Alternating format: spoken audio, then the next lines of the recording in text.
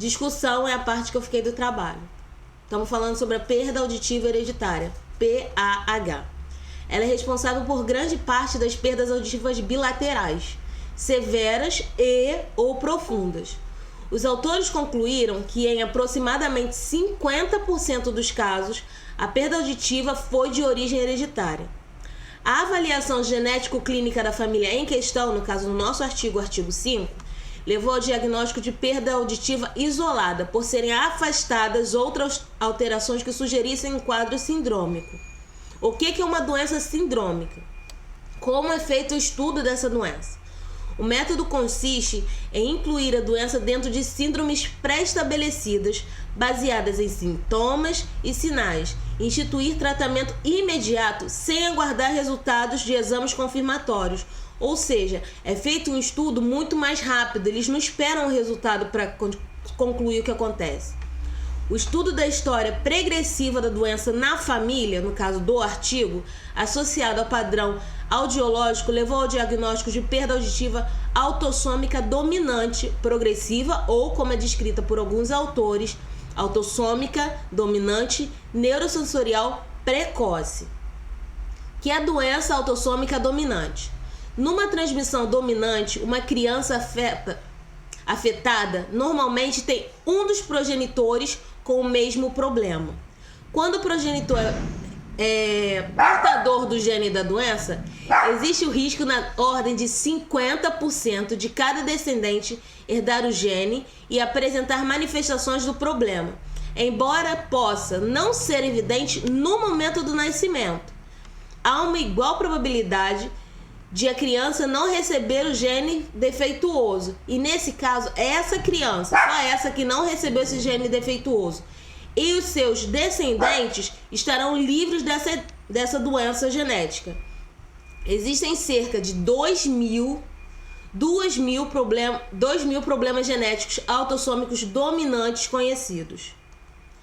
O que é uma doença autossômica recessiva? É caracterizada por atingir homens e mulheres na mesma proporção. Independente do sexo, ela atinge os dois, induzida pelo gene recessivo originado do cruzamento dos pais do indivíduo. A doença só se manifesta se existir 2 genes recessivos, que foram os exemplos que o Vinícius deu logo no início, que começou a dar aula pra gente. Surdez neurosensorial, perceptiva ou neural. Caracteriza-se pela ocorrência de anormalidades situadas entre os receptores do ouvido interno e as regiões auditivas do cérebro. Tem um problema nessa comunicação entre o cérebro e a audição, entre a audição e o cérebro. O presente estudo está em concordância com os dados da literatura, indicando que a maioria das causas genéticas de surdez não são sindrômicas. Entretanto, entre as causas não sindrômicas, tem sido observado na maior parte dos estudos o padrão da doença autossômico recessivo, o que difere da família analisada nessa pesquisa do nosso estudo.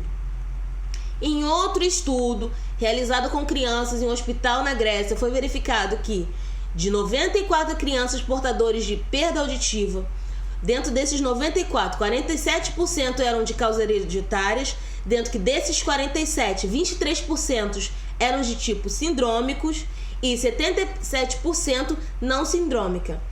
Desse total, 29% de padrão autossômico dominante e 48% padrão recessivo. Aí tem um gráfico para vocês darem uma olhada, que foi exatamente o que eu já expliquei, tá um dentro do outro. No nosso estudo nós temos 3 gerações.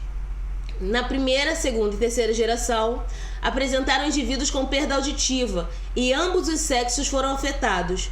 11 dos 17 sujeitos avaliados.